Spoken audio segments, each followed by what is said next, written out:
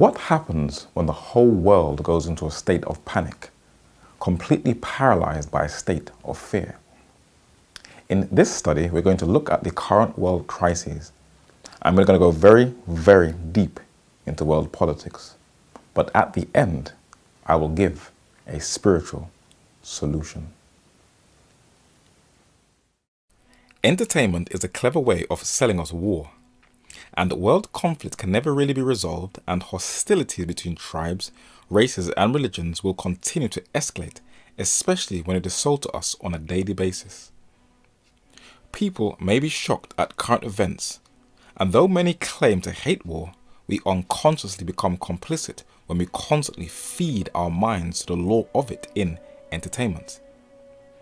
But sometimes entertainment can cleverly condition the public's thinking, where we, in the West, believe that we are victims and champions of world peace, and those outside of our terrain are heartless subhumans. This is called engineering consent, where you coerce the public into believing the mainstream narrative that is still based upon colonial lines, where you can whip up the public's emotions in a state of hysteria, not giving them a chance to check the facts for themselves. When innocent civilians were brutally killed in France in the second weekend of November 2015, people panicked. Others were enraged. Others didn't know what to think or what to do. Whenever a tragic event takes place, many want to be the first to give the correct view. And since 9/11, both secular and religious reporters are missing the point. Radical Islam has been cleverly used and manipulated to achieve a much wider global program. Every time a terrorist attack occurs in the West, more and more freedoms are stripped away from the civilian population, and the governments have more access into your private space, and the police and intelligence agencies become more and more militarized, where shoot-to-kill policy now exists in the UK, and all over the world, everyone is feeling the pinch. Because we look at the world through the lens of the West, we are ignorant to other people's sufferings. French flags flooded social media in an act of solidarity from what took place on Friday the 13th. But why were there not flags of Lebanon flown in solidarity with bomb attacks that killed innocent lives that took place the day before? It all boils down to how the media conditions our minds on how we are to view the world. The Vision for Humanity is a product of the Institute for Economics and Peace, a global think tank that measures the relative positions of nations and regions' peacefulness. Studies have shown that terrorism has risen over the last 15 years, where 9 times more people were killed in terrorist attacks today than there were in 2000. In 2014, 32,658 lives were lost to terrorism, the highest number recorded, and an 80% increase from 2013. This is crazy and very sad. What is very downplayed by the Western news is that 78% of these deaths are not in the West, but are in Afghanistan, Iraq, Nigeria, Pakistan, and Syria. The United States unilaterally could do almost anything it needs to do to root out Boko Haram. It would be a long-term effort, but it could be done. And the United States has the capability. All the elements of power, we have those. So why not? It's not a priority. That's the problem. We are committed elsewhere in the world. Black West Africa is not a priority. Very stark, very hard to say, but that's the case right now. Nigeria has been constantly hit with terror attacks by Boko Haram.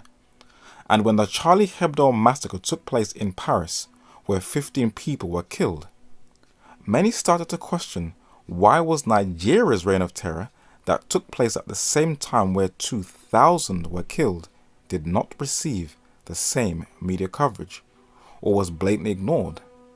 And on Friday the 13th, when everyone was in shock about Paris's terror, the Western news was totally silent at the terror that took place in Nigeria on the exact same day by Boko Haram. Interesting. This map of the world shows the countries that are most affected by terrorism. The darker the area, the greater increase of attacks. Though it has documented that at least 51% of these attacks are committed by either ISIL or Boko Haram, one thing has been overlooked: who commits the rest. On a website called Intercept.com, a whistleblower released secret documents of the US's assassination drone strikes in Afghanistan, Yemen and Somalia that has way more casualties than in the West.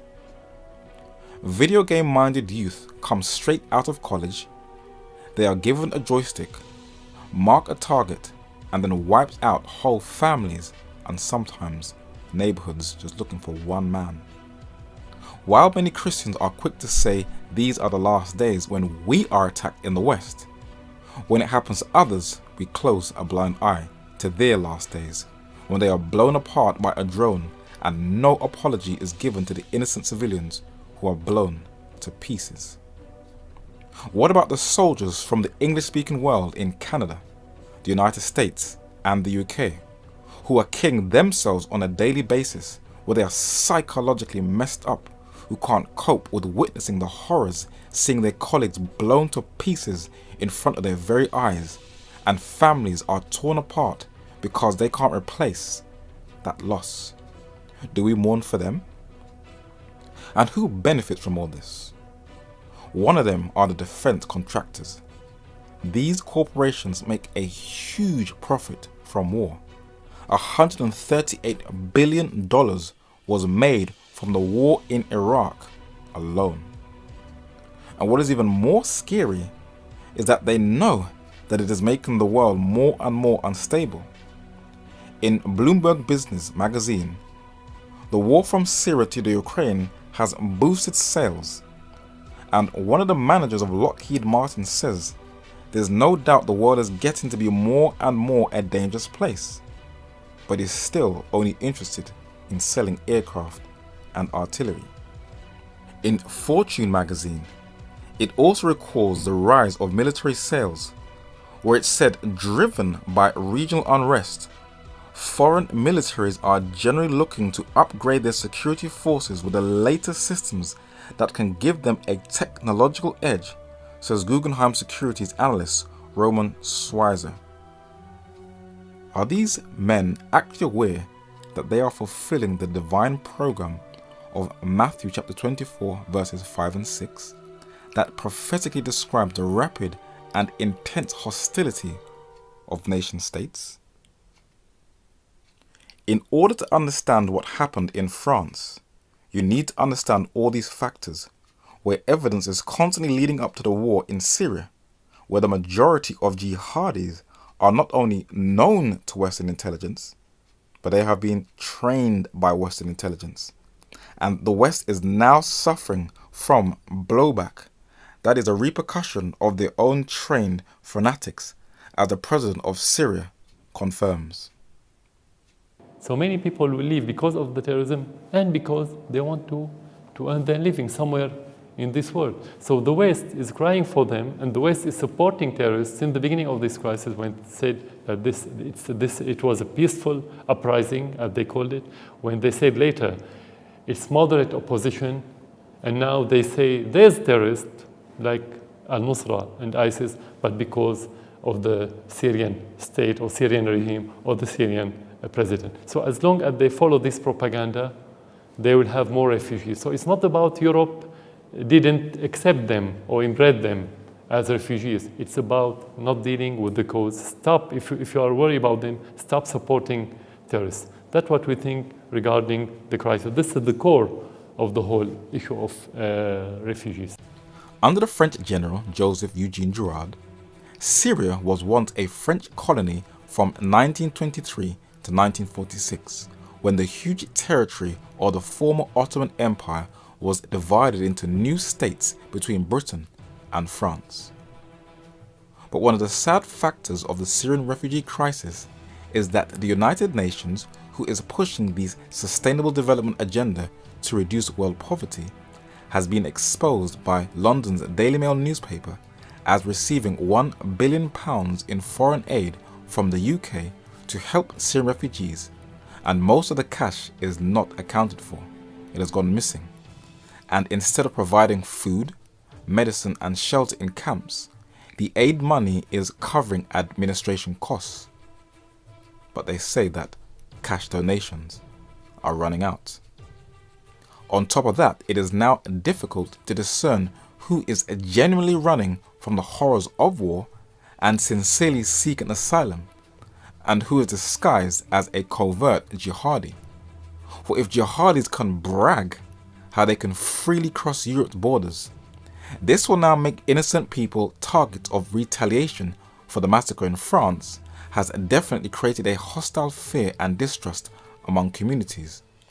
And seeing that terror creates panic among civilians, the refugee crisis will be exploited by a clever strategy called coercive engineered migration.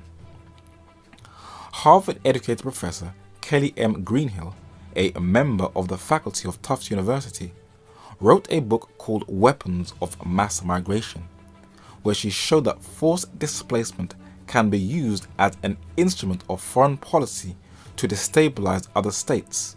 And one of the best examples of engineering migration as a weapon of war is the Muslim region of Kosovo.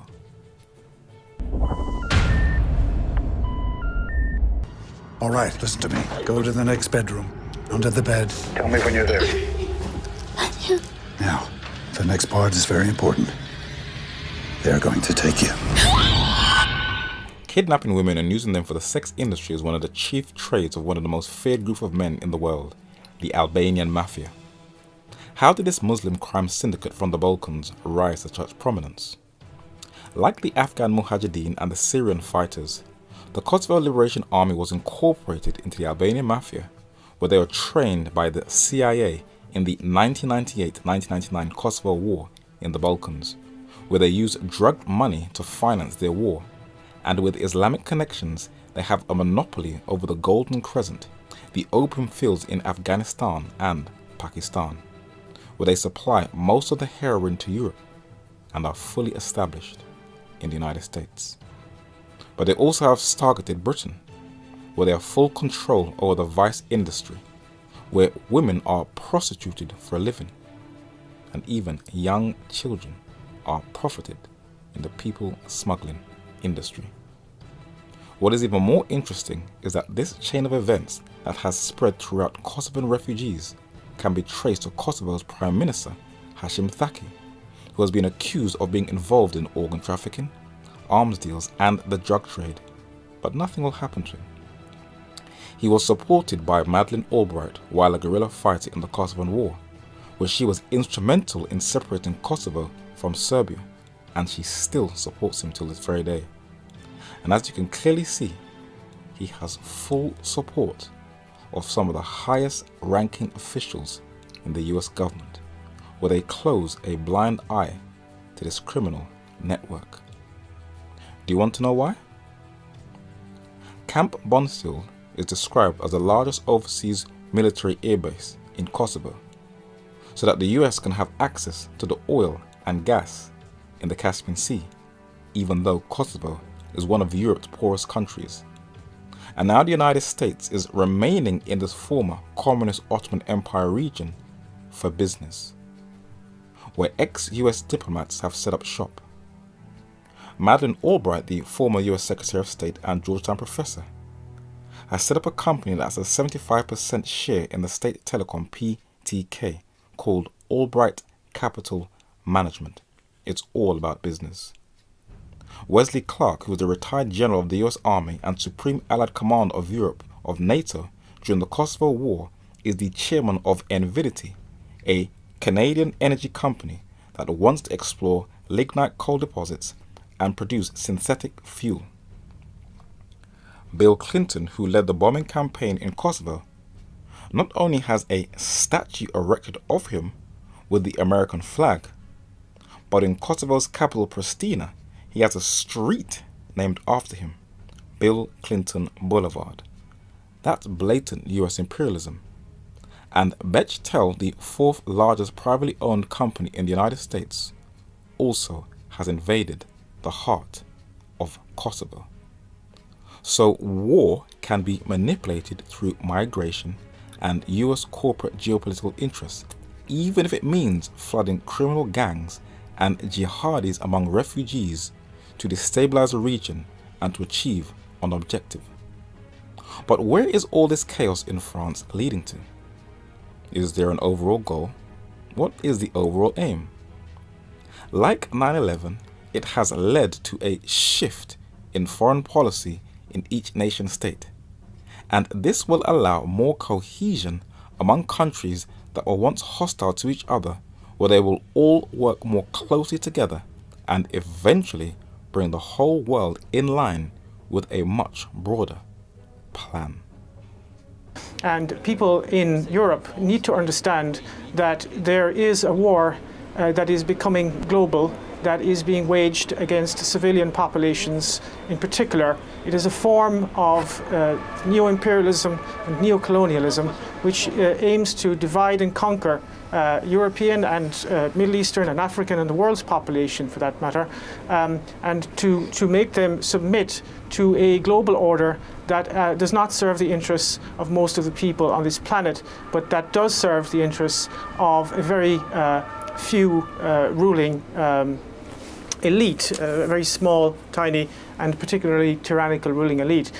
Roger, what kind of coordinated steps now can President Obama, Francois Hollande, Angela Merkel, who's saying that she was deeply shaken by these events in Paris, do now to push back? You're going to be seeing all the different intelligence agencies working at a heightened level of cooperation, more than they typically do right now. In cyber, we have to have, at the end of the day, coalition of the goods, because if we do not cooperate in the issue of cyber, the bads will win. And this is an area in which we have to do whatever is needed to find the way to cooperate. Otherwise, our capability to deal with the bad forces around the world, either states or individuals, will be reduced to level that at the end of the day will not be enough to deal with this threat. And if there is something in the new arena of the 21st century relating to cooperation within intelligence agencies, but not only intelligence, it's also about the way to protect, which is out of the intelligence. This is the area that we should... That meeting was held as part of the second annual Ethos and Profession of Intelligence Conference that was co-hosted by the CIA and George Washington University, just 2 weeks before the attacks in Paris, France.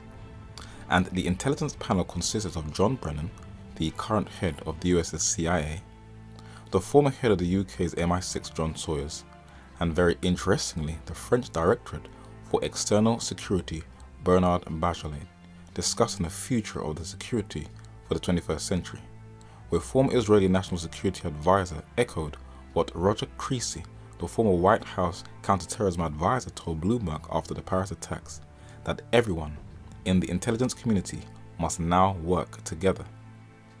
This now opens the door for another power to step in and very cleverly take advantage of the chaos. And the only way of understanding how she works is by digging deep into the Holy Scriptures and looking at the author who guided the prophetic books that harmonize with each other, Daniel and Revelation. The author in Daniel chapter 10 and verse 5 and Revelation chapter 1 and verse 13 is described as clothed.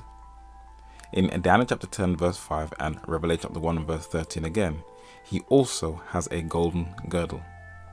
In Daniel chapter 10 and verse 6 and Revelation chapter 1 and verse 14, he has eyes like fire.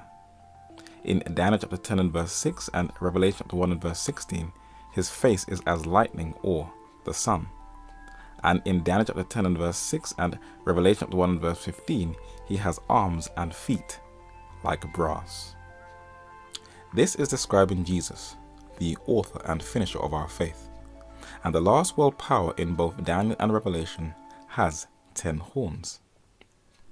In Daniel chapter 7 and verse 23 it reads, "Thus he said, the fourth beast shall be, or symbolically represents, the fourth kingdom upon the earth, which shall be diverse from all kingdoms, and shall devour the whole earth, and shall tread it down and break it in pieces."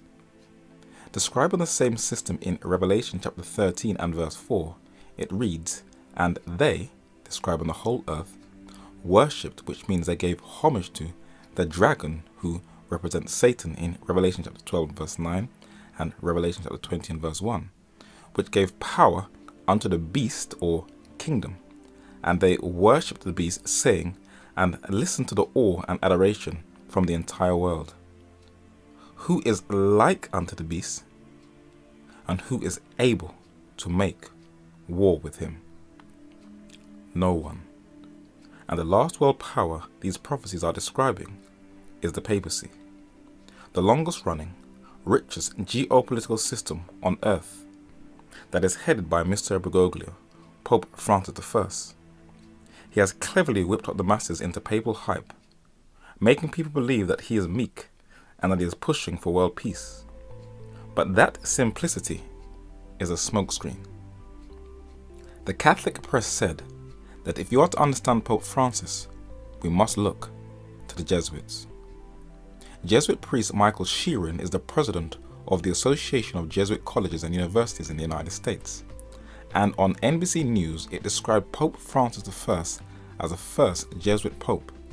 And Michael Sheeran told NBC News that behind that simplicity hides a steely determination to advance Jesuit principles. Remember, these are their own words. That determination emerged during Bergoglio's service as the top Jesuit leader of Argentina beginning in 1973, Sheeran said, noting he was a tough guy who made sure his men toed the mark. So he's an autocrat with a very dark track record of complicity in Argentina's dirty war that consisted of fear, kidnappings, torture, and murder. And he offers a cheap form of salvation, one that is without God. And this is based upon Jesuit humanism in the Ratio Sudorium. This is why he is so embraced by the world. He feeds the unchangeable secular paganism. He has at his disposal the most ancient and the most experienced State Department in existence, where he can skillfully manage with his government peoples, multitudes, nations, and tongues. No other system in history has dealt with so many races, nations, kingdoms, empires, and heads of state, covering a length of almost 20 centuries and the width of 5 continents. The Vatican's website shows that she has diplomatic relations with 180 states. And as you scroll down, it shows each country in alphabetical order and the year it started diplomatic relations with the Holy See. To use the prophetic language of Revelation chapter 17 and verse 2 and chapter 18 and verse 3, describing her global influence, the kings of the earth have committed fornication with her, or in layman's terms, they have formed an unholy alliance with papal Rome to enhance their own self-interest. What will the papacy do with this global influence? The insignia on the top left, Novus Ordo Seclorum, represents the New World Order. But the papacy has her own environmental logo on the top right, and they will use that issue, which was a clever inroad to unite the world nations under the guise of climate change. The official website of the think tank, the Club of Rome, endorses the papal encyclical of Pope Francis I. It says that, like the Vatican, the Club of Rome says that to solve our climate problems and build a fair society, nature and society must be placed before economics and short-term profit. Both the Pope and the Club of Rome also agree that politicians need to do what they are elected to do, which means regulate especially emissions and the finance sector. It almost seems that the terrorist attacks in Paris, France, took place at the right time, for it was in the same month and in the same location world leaders would be gathered to discuss the climate agenda to help resolve the world's poverty, or to be a bit more blunt, another step to usher in world government at the 2015 UN Climate Conference in Paris, the COP21. And who are the strongest advocates and driving force for COP21? The papacy, the system that everybody seems to overlook and bypass. There are a few who have caught on to the climate agenda hoax, for as you scroll through the UN's plan for the climate conference, it is designed to bully rich nations to accept a global mandate where there is no resistance. It almost seems that everything looks very well calculated, for when the Pope addressed the UN and Congress, he said we must unite against extremism. And at the United Nations meeting in that same week, the nations of the world followed the lead of the Pope and united to defeat extremism. And Russia, though an ally of Syria's President Assad, is now working with the United States to defeat ISIS, when Russia was compared to ISIS at the beginning of the year. Very interesting. The Western manufactured ISIS has confirmed that she is going to strike fear and terror around the world. These guys are crazy, for not only are they bloodthirsty jihadis, it has recently been discovered that they are taking an illegal drug sold on the black market called Captagon that turns them into superhuman soldiers, where they can patrol at night without worrying about being tired or ever falling asleep. This will definitely strike fear into people, where they will now view innocent Muslims with suspicion, which is quite sad considering that on the official website of the FBI, Muslims make up about 6% of terrorist attacks that are carried out on the US soil between 1980 and 2005. Other groups far outweigh acts of terrorism, but you won't hear about this in the media. This has been confirmed by Wired, and on the European continent, Europol have produced yearly studies on terrorism in Europe, where Islamic terrorists carried out 3 attacks on EU territory. Separate groups, on the other hand, were responsible for 160 attacks, while left-wing and anarchist groups were responsible for 45 attacks. And a survey by the Pew Research Center showed that all the Muslim nations interviewed, on a whole, especially Lebanon, think that ISIS are a bunch of bloodthirsty, godforsaken psychopaths. Our minds and emotions can definitely be manipulated by the information that is given to us. Let us now summarize this study. When you attack Muslim groups or countries, they retaliate. Just what happened with Russia. When they retaliate, it brings sworn enemies together, with the highest diplomats and heads of state like Sergei Lavrov and Pope Francis I, strengthens even deeper ties. It also allows governments to strip more and more freedoms from the civilian population under the guise of "we are trying to protect you." This now produces fear and panic, where people are now afraid to make any critical view or make a challenging statement about the government for fear of reprisals. And the globalization strategy, under the name of the war on terror, is the road leading to the mark, the image, and the number of the beast. Europol is now tightening its grip, and the members of the European Union are pushing for tighter security, and the head of Europol says Europe is in a crisis and prepare for more attacks. When Jesus was describing the last generation on earth, he said that men's hearts will be failing them for fear and for looking after those things which are coming on the earth, for the powers of heaven shall be shaken. But for those who are clued up about the final stages of world history, he said, "So likewise ye, when ye see these things come to pass, know ye that the kingdom of God is nigh at hand. For those who still carefully follow the prophetic compass with an open mind and deep prayer, and not allowing themselves to be misled by no pastor or church group, if they continue on this path, always looking to Christ and His word, they will always be one step ahead as they prepare themselves for eternity. It is sad to see the world spiraling out of control, and my heart goes out to the families who've lost loved ones because of the self-interest of others.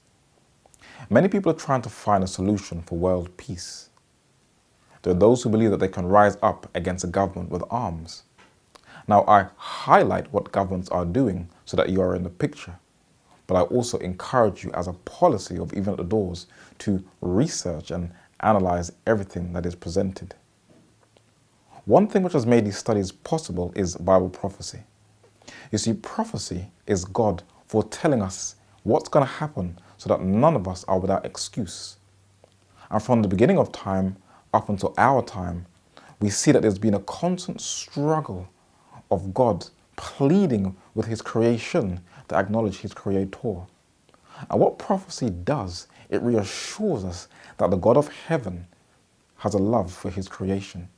It is not just for God's people only. It is for those outside of the church, so that we can share these things to show how real God is. It would be impossible for me to put these studies together if it wasn't for prophecy.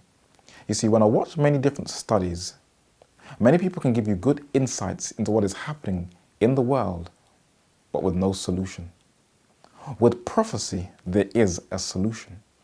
And I'd love to give you a challenge in this study. In Jeremiah chapter 29 and verse 11, God says, "For I know the thoughts that I think towards you, saith the Lord, thoughts of peace and not of evil, to give you an expected end." So when you read in the Bible, we're seeing that God has our interests at heart. No matter how far we've gone in our lives, no matter how messed up we feel we are, God looks at every single one of us. And even if we don't feel worthy, God looks at us and still sees that there is something worth saving. When you look at all the madness in the world, it can be very depressing. But with Bible prophecy, God has forewarned us these things to prepare us for eternity. So I'll give you a challenge. If you want to really know how God is and how real He is, He says something to every single one of us. In Jeremiah chapter 29 and verse 13, God says, "And ye shall seek me and find me, when you shall search for me with all your heart." Feel free to subscribe to the Even at the Doors YouTube channel, where you'll receive regular videos. And you can follow us on Facebook and Twitter by clicking on the links below. I would just like to thank all those who have sent donations that have kept this ministry afloat. And if you would like to continue to support this work, also click on the link below. If you would like to see this work spread even further, you have permission to distribute this video for non-commercial or commercial use on the condition that you do not add or take away from the content of this study. Thank you.